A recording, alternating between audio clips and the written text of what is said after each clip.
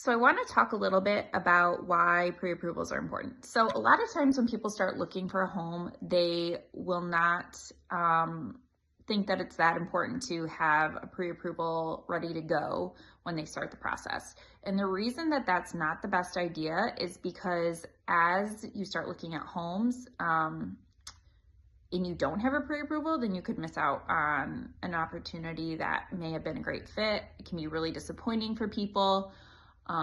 And if you don't know your budget on the front end, it can also be super upsetting. So highly recommend first thing you do after you decide about what agent you're going to work with is to get a pre-approval. There's a lot of different options. You could do an online lender, you could do a local broker lender, or you could do a local bank. And another thing is, I don't think people realize that you can do this a lot of different ways. You could do an online lender, a local lender, you could do a local bank. All three of those are going to have different costs. All three of those are going to be a different experience. All three of those are going to have different timelines. So depending on what you want and what you're looking for, just keep that in mind.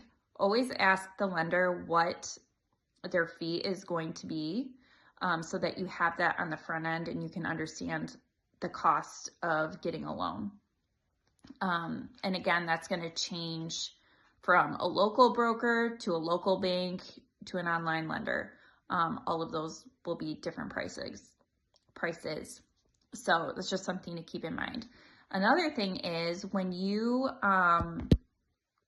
go to a local bank, it usually is going to take some time to get a pre-approval. This, I believe, is because it's not their main focus. Mortgages are more of an add-on.